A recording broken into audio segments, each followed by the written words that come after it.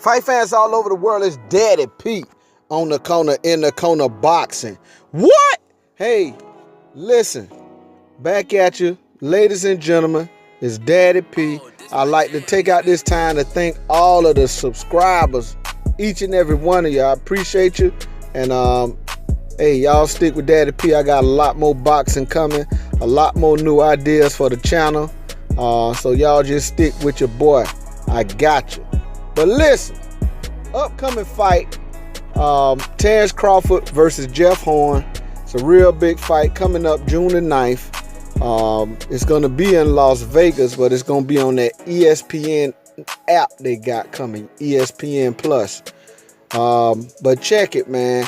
Just a couple things I was thinking about. Terence Crawford is coming up in weight. Y'all know he was the undisputed champion in the light welterweight or junior welterweight division.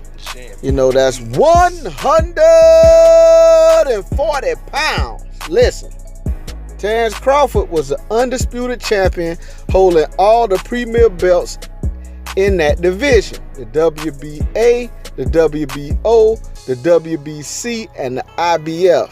Listen, hey, he gave all that up to come to 147 to become a champion in a third weight class. Now, listen, I got a lot of flack. I got a lot of people I think that didn't like the fact that the other night Lomachenko became a world champion in 3 different divisions in only 12 fights. And I did make a comment saying that now I put him as pound for pound #1 over Terence Crawford. Now, this is the thing. People who know I had a channel before, this channel is new. My other channel got shut down. It's still suspended. People who might know from my other channel, man, I'm a big Terence Crawford fan.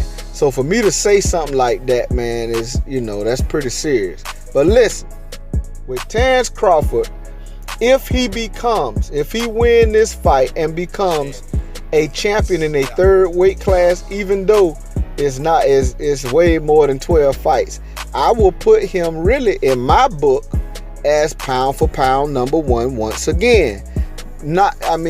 Pound for pound, man, is not just about accomplishments, but you have to factor accomplishments along with, you know, whatever criteria you're going. Different people have different criteria for pound #1. You know what I'm saying? But a fighter's skill based on their weight class, the competition they face, and also their accomplishments, to me, you know what I'm saying? You have to factor all of these things in, because when you say pound for pound, you're saying that, okay, this guy is a lot. You know what I'm saying? You comparing different weights and weight classes for the fighters. So, you know, you can't put Lomachenko in the ring, you know what I'm saying, with Adonis Stevenson and say, okay, whoever wins is pound for pound. No. You know, you have to go by, it's kind of proverbial, you know what I'm saying? But, you know, with whatever criteria you go by, to me, you need to factor in, it's a lot of different factors, man, that go into it, you know? And it's not just accomplishments, but you have to put accomplishments in there as well, you know, in my book, you know. I ain't nobody but a boxing fan, but that's just me, you know what I'm saying? And to me, if Terence Crawford becomes a champion in a third weight class, you know, just factoring in some of his other accomplishments and what it has taken for him to become a champion in the third division, yeah, I'll put him back at pound for pound #1. And Vasyl Lomachenko in my book will be #2. But for right now, I got Vasyl Lomachenko as #1, man. You know, and the way he won in that third division, you know what I'm saying? Man, this man got off the mat from a bigger, stronger guy and got the TKO. So, you know, hey, big up to Vasyl Lomachenko. But like I say, I'm a big Terence Crawford fan. So, you know, for me to say something like that. But anyway, this fight coming up with him and Jeff Horn, man, look, some people think this is automatic. I'm not a person that thinks that. I know that it's going to be a hard-fought fight for Terence Crawford to me.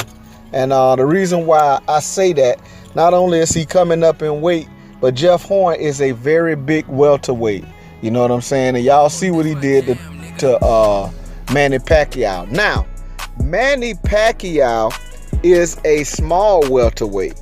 You know what I'm saying? So when you comparing, you know, Jeff Horn was able to ragdoll Manny Pacquiao. I call it ragdoll because look, Pacquiao's a small welterweight.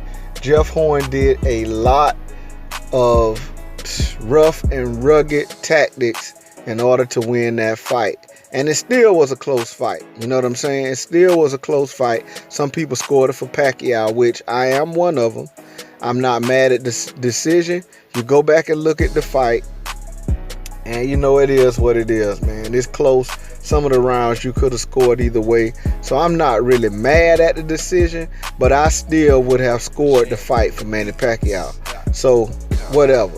But anyway, Manny Pacquiao still, you know, according to CompuBox, had an edge and outlanded Jeff Horn, you know, in total punches. And Jeff Horn, while he threw more punches in 9 out of 12 rounds, only landed 15%. You know what I'm saying?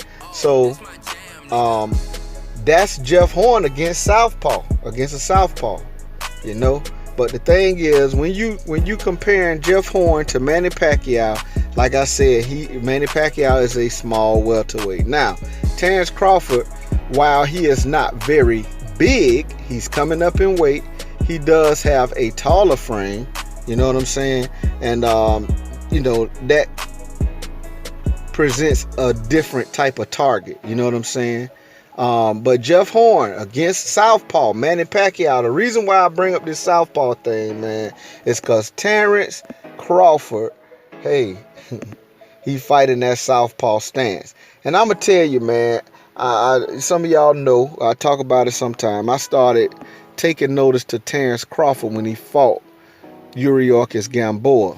In that particular fight, Terence Crawford started out in the orthodox stance.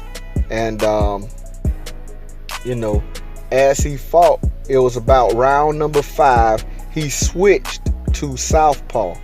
Once he switched to southpaw, from round 5 on, he landed 67% of his total punches. Now, that's versus Gamboa, once he switched to southpaw. Now, when he fought Victor Postal, he started out orthodox in the first round, and then right in the first round, he switched to southpaw. He switched to that southpaw stance. And listen, I mean, he only landed 36% of his punches total. 141 of 388, that's total punches. But of power punches, he landed 107 of 216 for right there around 50%. He landed right around 50% of his power shots, you know, coming out of that southpaw stance. So listen, the reason why I brought all this up, man, because Terence Crawford versus Jeff Horn, I believe, is going to be a real good fight. I think it's a good matchup. And I think what separates Terence Crawford from Jeff Horn, because listen, like I say, Jeff Horn, you know, when it comes to physically, he has a clear-cut advantage because Terence Crawford is coming up in weight as a welterweight, and Jeff Horn is big for just a welterweight. I say this, man, I keep saying this, and I don't care what nobody say. Jeff Horn looks like a small 154 pounder to me. You know, his frame that's how his frame looks, like a 154. Know what I'm saying? So listen, he has a clear-cut advantage physically, but what separates Terence Crawford from Jeff Horn to me is his skills and listen, you know, his ability to give fighters different looks. You know what I'm saying? once you take a look at what Terence Crawford is doing, once you figure out what he's doing something different. He's doing something different. And one of those things is sometimes he come out here, start out with orthodox, and he'll switch up on you. You know, he can switch to southpaw. You know what I'm saying? He is noted, you know, as a orthodox fighter, but he can switch, man. And that's the thing to me that I believe Jeff gonna give Jeff Horn problems. Not just that he's southpaw, but that he's able to give a fighter different looks. You know, he's able to, you know, switch levels at the drop of a dime. You know what I'm saying? He is able, you know what I'm saying, to, man, look, everything about what Terence Crawford is able to do is things that can give Jeff Horn serious problems. And this is the thing. Manny Pacquiao got good footwork. His footwork is not, you know, traditional, but he has pretty good footwork. Now, the thing about that sets Terence Crawford in a different, I mean, I know I'm going to get flack for this. Manny Pacquiao is a legend. And I don't mean no disrespect to Manny Pacquiao, but his footwork works for him, for his style of fighting, and obviously didn't work for, you know, fighting Jeff Horn because he lost. Like I say, I had it, you know, I would have scored it for Pacquiao winning, but hey, that's not reality. Reality is Pacquiao lost, but this is the thing.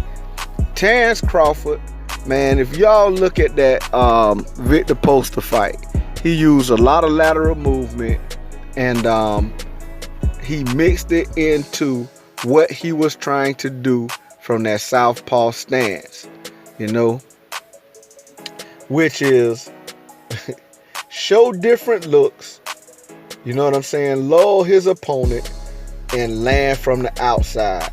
And then once he got in shooting range, you know, now Victor Postal landed some shots, no doubt, but Terence Crawford was much more effective, you know what I'm saying, once he got right in that shooting range. And this is the thing, man. Also, not to mention, Terence Crawford dropped Victor Postal twice in that fight. You know what I'm saying? He dropped him twice. And that's why the scorecards was like, ooh to the wee. And I'm going to tell you, Terence Crawford, man, look, he is a talent, man. I got to say this. I know I'm going to get some flight for this too. To me, he reminds me of Mayweather. I'm not saying he fight just like Mayweather. I'm not saying none of that. He reminds me of a Floyd Mayweather type of fighter because he can adjust on the fly. He can adjust to what a person is doing on the fly. And, you know, like some fights, Floyd took a little while to get cooking. You know what I'm saying? But all the while he was in the ring, he wasn't just in there just jeffing off. You know what I'm saying? What he was doing was collecting data. I hear several different type of people say this, and this is what my observation is as well. He is collecting data that he will use once he gets his motor warmed up. Know what I'm saying? He's collecting data. He's watching how you land, what you land, how you throw, what you throw. You know what I'm saying? What angles you are using to get in position. All of this stuff is what Floyd Mayweather was computing and downloading into his very intricate mind. And once he get everything together, once his motor gets cranked, man, look, he began to switch levels. He began to, man, look, it's phenomenal to see what Floyd Mayweather would do in that ring, man. Once he get his motor cranked, man, he start countering beautifully. And if he has some problems, man, he just use lateral movement and lull his opponents into his traps. What he'll do is use that lateral movement, and before you can sustain an offense, he'll hold you. He'll lull you into thinking that once you try to attack, he's going to continue to hold, and then he counters you, and that's when he goes to work. He gets comfortable at whatever range he wants to shoot his shots at. And once he get comfortable in that range, good night. You know, the same thing with Terence Crawford. Now, Terence Crawford he's a different fighter than Floyd Mayweather, but he does this same thing similarly. Man, look, when he's in there with his opponents, sometimes it may look like he's starting slow, but you better believe he is downloading data. You know what I'm saying? That he will use once he get cranked up. And once he get cranked up, man, look, he go counter you. And one thing, if you watch Terence Crawford when he fight, and I know the higher level he fights at in this different weight class, he gonna probably have to do some stuff different. But hey, I believe that he is gonna be fine because he knows how to adjust on the fly. But a lot of time he times and punches with fighters, you know, but it's a time type of punch to where he will land while you are trying to throw. You know what I'm saying? And man, it's a thing of beauty to me. You know what I'm saying? His fight game does not look as refined as Floyd Mayweather's, but hey, look, make no mistake about it, this young man is the real deal, you know. And you know, I just feel like his skill set is going to be a little bit too much for Jeff Horn. Now, Jeff Horn, like I say, is a rough and rugged fighter. This is the sport of boxing. Anything can happen. But man, look, Jeff Horn has a way and a style of fighting that is hard. I say this sometimes. It's hard for a leopard to change his spots. It's hard for a zebra to change his stripes. You know, you just about ain't gonna do it. You know what I'm saying? So you can count on Jeff Horn coming in rough and rugged. You know what I'm saying? Leading sometime with his head. That's a dangerous head. That headbutt is dangerous with him. But it's just from his awkward style of fighting. Then when Terence Crawford switched to that southpaw, that's going to be even worse for the head action. But I'm going to tell you this right here, man. Jeff Horn is a rough customer. He is not coming in here to lay down. He is coming in here to decapitate Terence Crawford because he know his career is on the line. You know? So I really believe that this is going to be a good fight. But like I say, man, Terence Crawford is going to be able to show Jeff Horn different looks. Jeff Horn really only has, you know, he don't have a lot of his arsenal besides what he brings to the table that is very obvious. It's his awkward style of boxing. You know what I'm saying? Different angles, awkwardness, and I mean, it's pretty much it. You know what to expect from Jeff Horn. You do not. It's even hard to train for what Terence Crawford is gonna bring to the table. You don't know if he gonna come out in orthodox or southpaw. You know what I'm saying? You just don't know. So, you know, that's one thing. But even if he just comes out in that southpaw stance, a fighter has to adjust, you know what I'm saying, to that. And I feel like Terence Crawford's ability to adjust is so much superior to Jeff Horn's till, you know, a lot of this size and weight difference will not matter as much. Now, I'm not saying it's going to be an easy fight for Terence Crawford. By no means. I just believe he's going to get it done. Bottom line, you know. And I can't wait for this fight June 9th. And I give a more thorough prediction. I'm not giving no real prediction right now. I'm just saying that this is just my feelings on the matter. And you know, some people might think I'm a little biased because some people know, like I say, I am a Terence Crawford fan. I've been waiting, you know what I'm saying, to see him get in the ring at 147. So, hey, I'm real excited about this thing, man. But the thing about it, like I say, man, look, Terence Crawford is a very special fighter. You know what I'm saying? Almost like an anomaly, you know, but hey, I just don't see, you know, I don't know. I just don't see Jeff Horn being able to adjust to what Terence Crawford brings to the table. you know what I'm saying, within the 12-round period in order to win a 12-round fight. You know what I'm saying? It's going to be in Vegas this time, baby. It's not going to be in Australia. You know what I'm saying? So, hey, it is what it is. But anyway, this Daddy P, man, on the corner, in the corner boxing. Hey, y'all slap that like button, hit the bell icon, and subscribe to the channel. Hey, hit the bell icon so you can be notified every time it's going down. This Daddy P. Listen, like I say, hey, I big up and respect. I salute all of my subscribers. Thank y'all. I really appreciate you. Now, I cannot wait for this fight. This is going to be a fight like none other. And man, look at here. I am very excited. But this is the thing, y'all. I'm going to do like I usually do. I've been getting a lot of flack for what I've been doing, but I'm going to do like I usually do. I'm going to keep giving you all the update highlights, you know, and, you know, also highlights once the fight is over. But anyway, it's Daddy P, man. Y'all check me out. I got this week coming up. I'm going to have another beast. So y'all check me out this week. Also, I said I was going to start doing some historical prop videos where I'm giving props to people throughout history who did phenomenal things in the same month.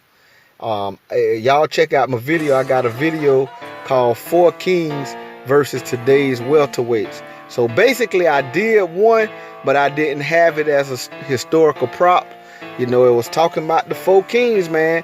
Them 4 guys, you know, Hearns, Duran, Hagler, and Leonard, you know, and talking about how they mixed it up, man, and they weren't scared to fight each other. They were all very, very considered great fighters in their era of fighting, but they all, you know, they weren't worried about if they was gonna lose. They wanted to be known as the best fighters, so they fought each other.